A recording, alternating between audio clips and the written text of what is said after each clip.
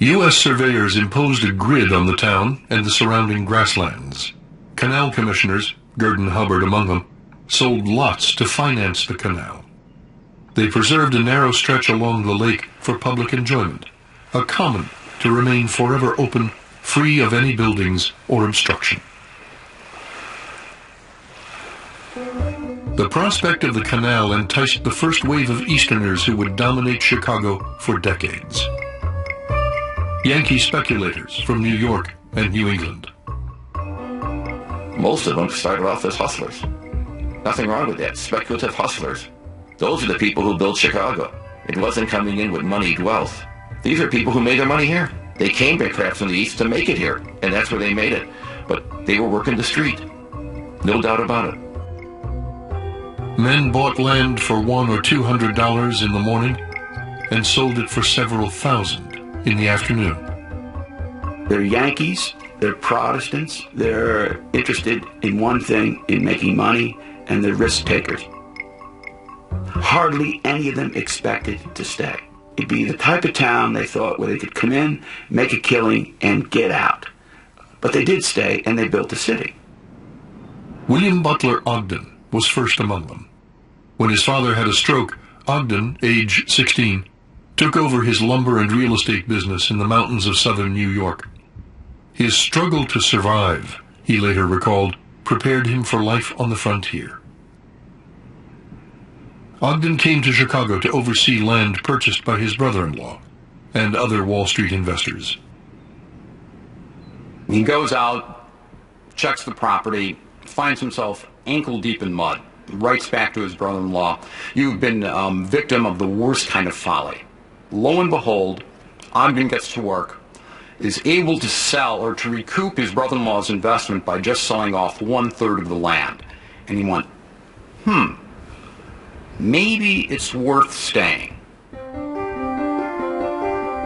In 1837, Chicago was incorporated as a city. Gurdon Saltonstall Hubbard, who had abandoned his Indian wife and married a white woman, traded his moccasins for a topcoat and joined the newcomers. The newcomers were a majority, and William Butler Ogden, just 6 months in town, became Chicago's first mayor.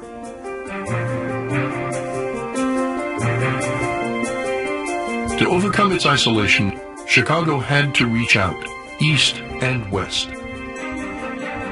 The mouth of the river was dredged to create a harbor. Hubbard joined a shipping company to establish regular service to Buffalo. His lake schooners brought more speculators who stayed in town, and farmers who passed through it to plow the tall grass prairies. Plank roads were built over the mud so they could bring their hams and apples to town and return with a potbelly stove. In 1840, a lawyer from Vermont spoke of magical changes. In 7 years, a French and Indian trading post of 300 had become an Anglo-American town of 4,000.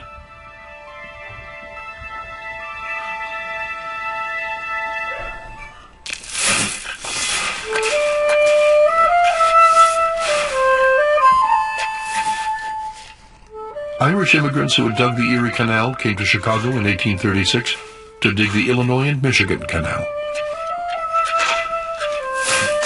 The Irish who came to Chicago were in large measure very poor.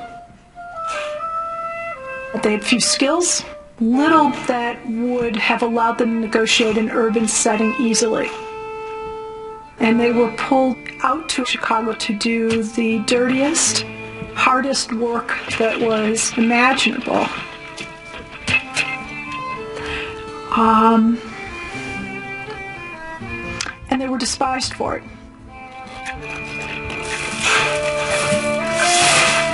One reporter called the Irish not merely ignorant and poor, but drunken, dirty, indolent, and riotous, so as to be the object of dislike and fear to all. They often did demand whiskey on the job. They also dug a canal almost 100 miles long, plagued by malaria, rattlesnakes, mosquitoes, and leeches. That was the easy part.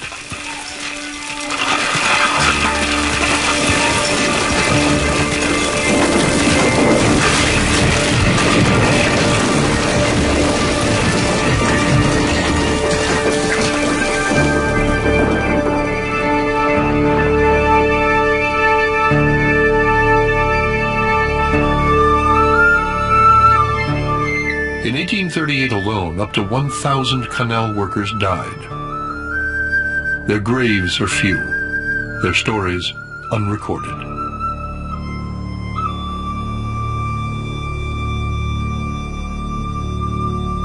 The canal was financed with land sales in communities planned along its route.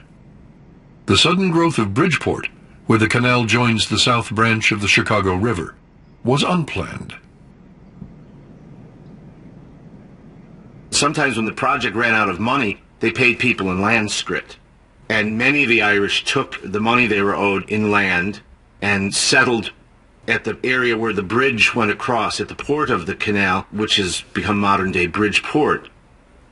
If the project itself had been more successful financially and better organized, there's no telling where the Irish would have moved after this. They could have gone out to Utah and dug ditches for the Mormons. You'll get the point of order. Bridgeport remains the spiritual center of Irish Chicago. As long as I'm mayor, no one will be stepped down. It was home to 5 20th century mayors. That goes for you too. In April 1848, the General Thornton, a canal boat from New Orleans, arrived in Chicago with a cargo of sugar and produce headed for Buffalo.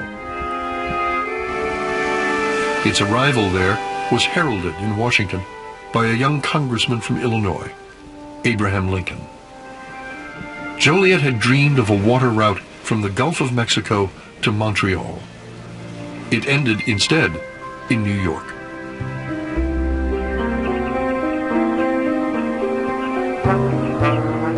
The Illinois and Michigan Canal spared migrants the bumpy trip by horse and wagon west to the prairies and brought their produce back to Chicago.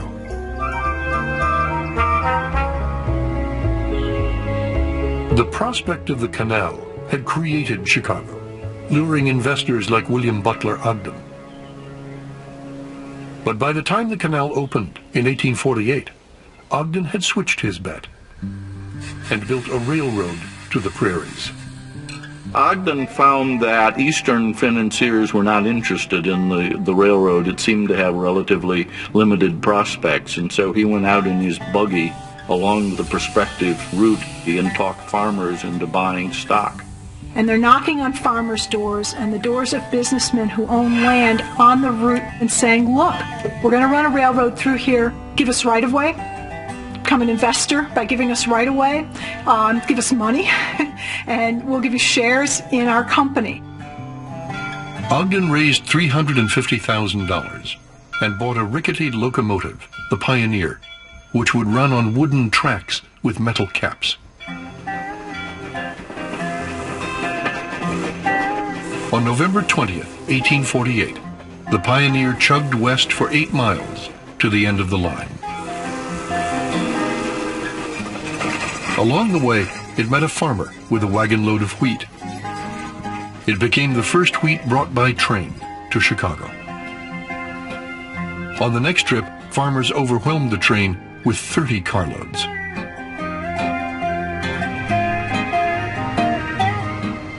It was men like Ogden who became the city's leading citizen, as much as Chicago's location, that would make it the great city of the Midwest.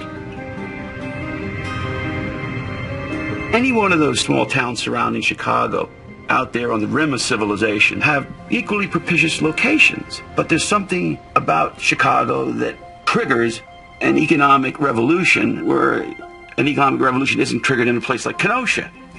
And it's hard to say exactly why, but there is this wonderful synergy, this combination of people of energy, risk takers, who come to that place. They see city building as a supremely human art, and they see that they have a chance here to turn this prairie bog into a great city. To make Chicago attractive to newcomers, like himself, Ogden and the Eastern elite supported civic and cultural institutions, among them hospitals, orphanages, and the Chicago Historical Society. All on the north side of the river where they lived, not in Bridgeport where the Irish lived.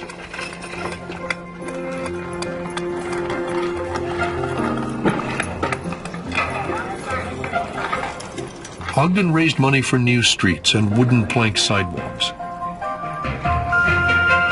To accommodate canal traffic, he pushed for bridges, swing bridges, anchored in the middle of the river.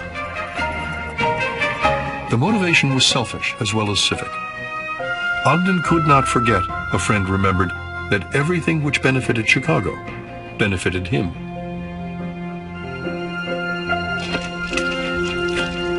The location of his city was suited for commerce, not for habitation. It was so wet in the spring that horses had to be dug out of mud pits. Signs read, "No bottom here," and "Shortest road to China."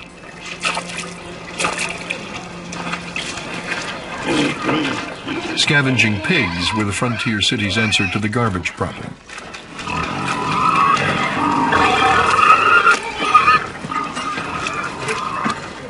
This was 1848, the year of the canal and Ogden's railroad, the year that Chicago began to use its strategic location to build a commercial empire that would change America.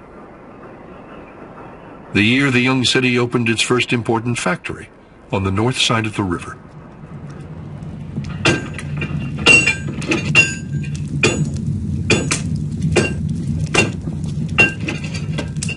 In 1831, Cyrus Hall McCormick, son of a Virginia farmer, had built a primitive reaper, overcoming problems that had plagued farmers for centuries, cutting grain by hand, one hand with a sickle, two with a scythe.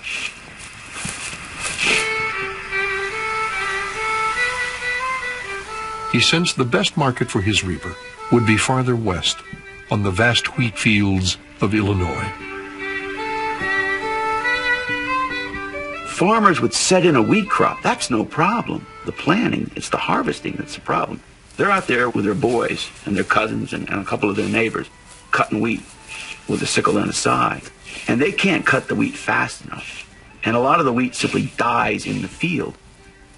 And McCormick, when he toured on foot the Midwest, saw this happening. Saw farmers losing because they couldn't bring in the wheat fast enough. And here he sees a great chance.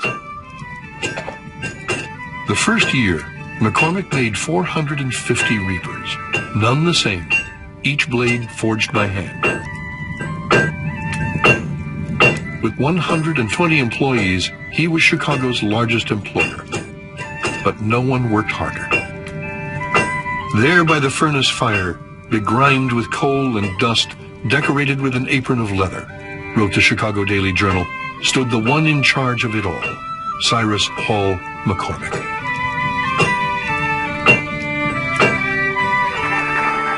The paper called the reaper a mechanical man. It freed farmers worldwide from their bondage to the sickle and scythe and helped open the Midwest.